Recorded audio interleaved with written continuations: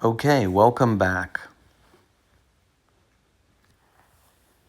So we're going to take a deeper dive into the app, and I'm going to show you a lot of the features and show you the workflow.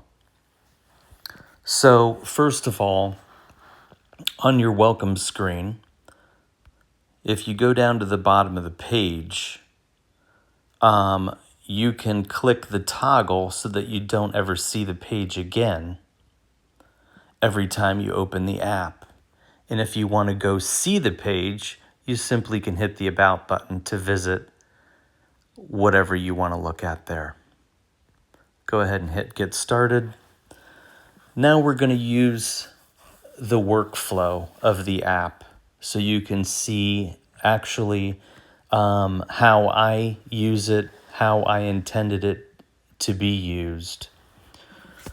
In the previous video, I talked about this Fluids tab being a discovery page, and it truly is. You can search in a fluid alphabetically. You can search a characteristic such as color or index. But what you want to do when you're not discovering fluids is toggle the manufacturing filter.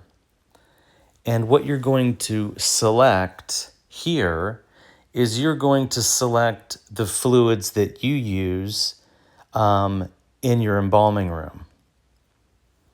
And that's very important because when the app gives you suggestions, you don't want suggestions based on fluids you don't use.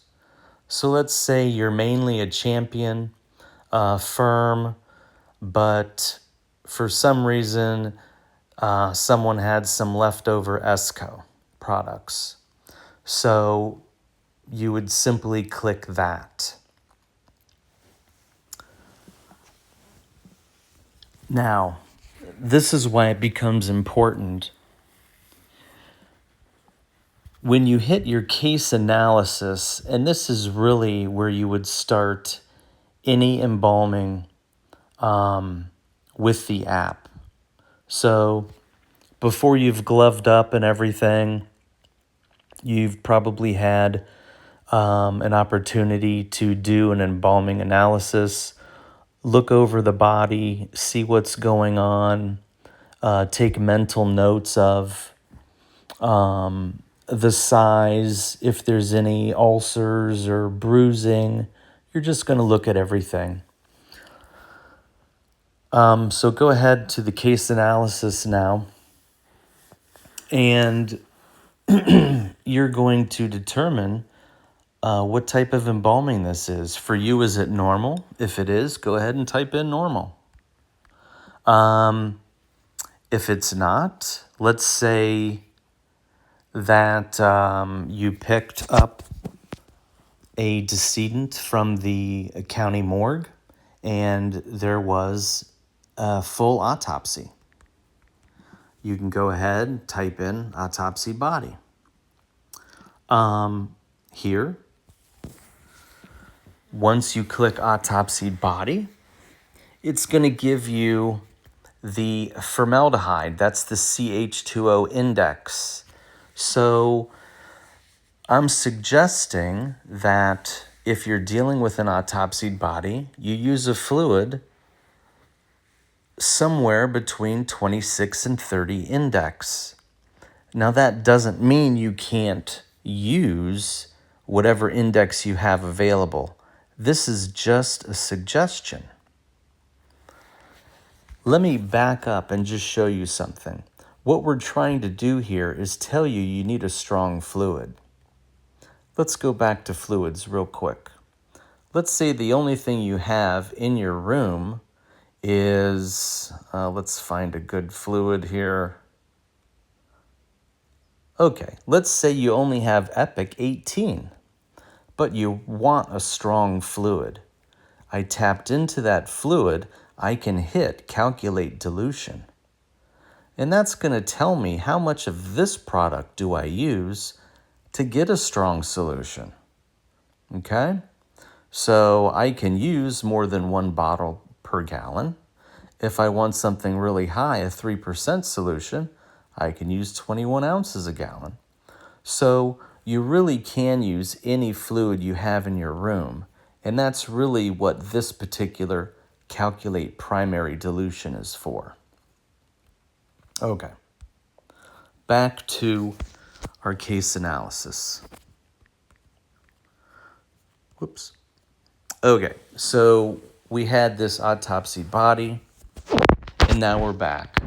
We want a strong fluid. We don't want a lot of humectant. Now, of course, that's self-explanatory. We're doing a lot of suturing afterwards, head, etc.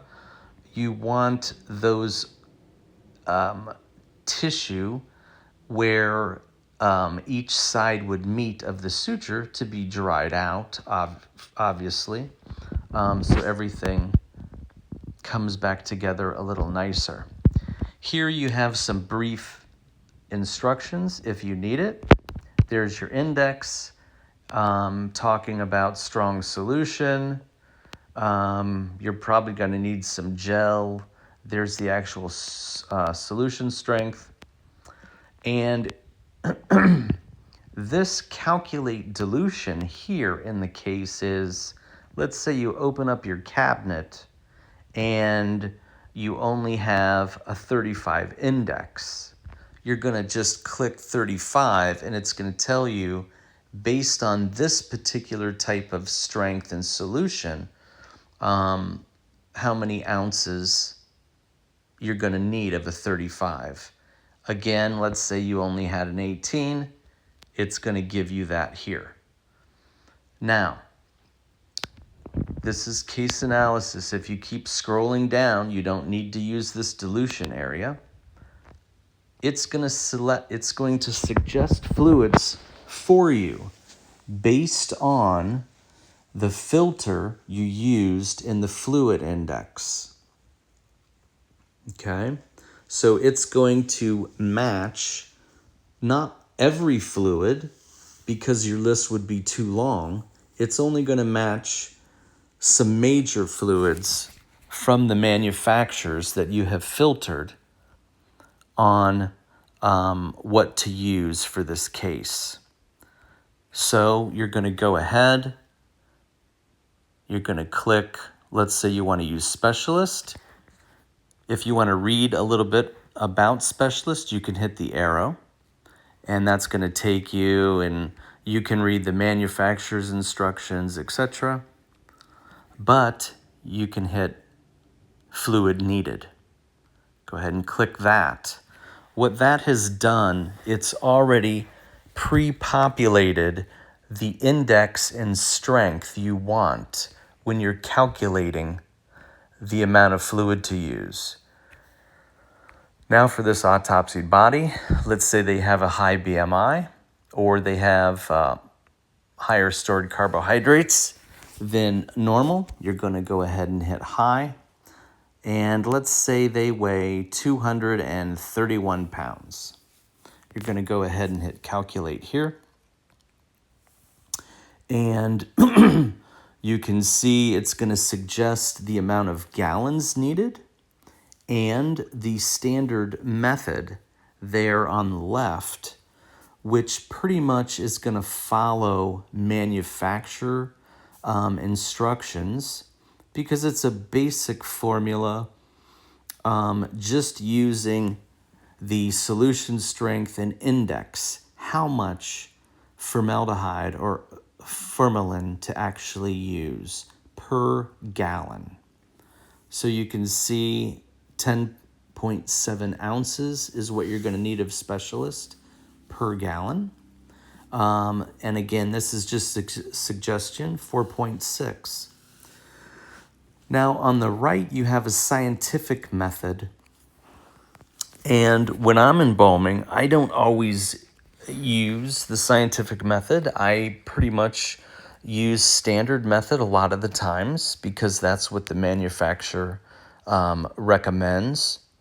The scientific method takes into account the actual protein count in the body, and it knows the type of fluid you're using because we've calculated up here. So it knows how much is in a bottle, and it's going to give you an average of how many ounces to use per gallon. And also the gallons used. And again, under scientific method, this is an average, because if you scroll down, you can choose. You have ×2 or ×3, and I've taken the average. So you can be conservative or liberal with your formaldehyde. Your formaldehyde demand is telling you how much that particular body is going to need to have every protein cross-linked, and it's going to tell you how many grams of formaldehyde is in a bottle. You simply divide those two, and it's going to give you the bottles. If you so choose, you can go ahead and read the calculations. And again, these are just suggestions. Remember, when you're mixing your embalming fluid, you're always starting with low or a weaker solution and moving up. So if you wanted to start embalming with the scientific method, you're not just going to start your first gallon with 15.2 ounces and just forget about it, set it and forget. That's not what embalming is about. It's an art and a science. You always want to start a little weaker with your first gallon.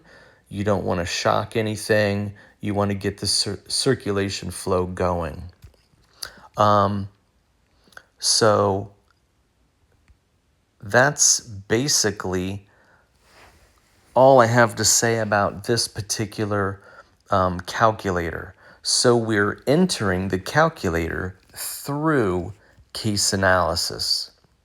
We're hitting suggested fluid, and it's got everything. Now, here's where it comes in pretty powerful and handy. Let's say you want to document everything you just filled out. The case, the fluids you selected, the whole 9 yards. Go ahead and hit this little clip at the top. That's your embalming report. Click that. It's going to pull the information through we just selected, like their body weight. They had a high BMI. It was an autopsied body. We're going to go ahead and use a specialist, and it's going to tell us how many bottles we're going to need, how many total gallons injected, and your ounces per gallon. All right. So it's pulled everything through, and that's the case flow. For it to actually save, you're going to have to give the decedent a name. So let's use John Doe and go ahead and save it. Of course, let's go now to the embalming report. Let's look at John Doe. We can fill out whatever we want. We can either do it at the time of embalming or when we're finished. So a good habit to get into is, if you're starting your embalming, you're using this product, you go through case analysis, look at your formaldehyde calculations, click on the start case. You're going to enter the name, hit save. I would probably, at this point, at least enter your start and finish time. Go ahead and hit save. And then you can do your embalming. You can always come back here to fill everything out. Let's go ahead and just take a look at a couple of fields. Something interesting, you could put in the facility name, like mortuary, and then of course your name. If you do it once, it's going to remember this. So every time you do a case report, now that's going to be pre-populated. Let's say you've already done 1,000 cases and you have those on paper somewhere. You can go ahead and start this as 1,001. And then it's automatically, each new case is going to increase. But you can see we have a few things we can enter in here. There's your condition. Now, you're going to add your co-inject. You know, this was an autopsy body. There may be a lot of coagulated blood or whatever. You obviously use some type of pre-injection, whether it's clot guard, Metaflow, whatever. You're going to go ahead and enter that in now.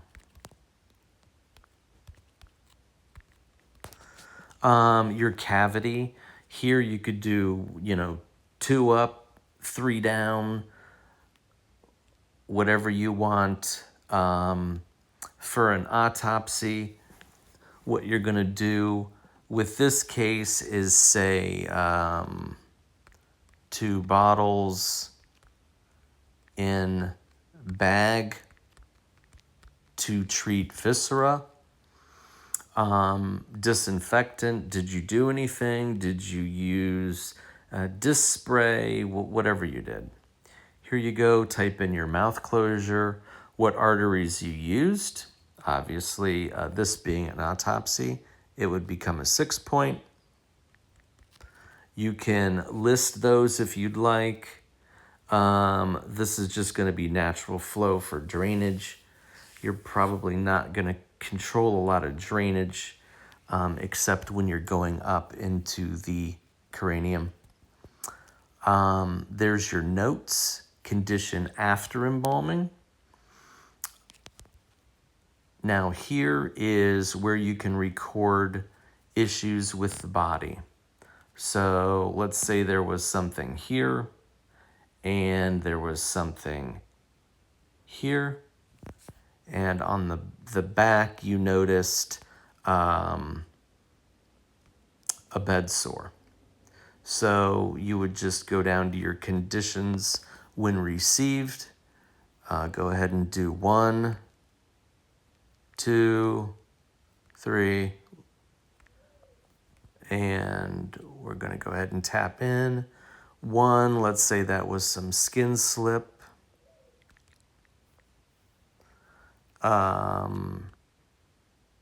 And 2, you had a laceration or some type of cut.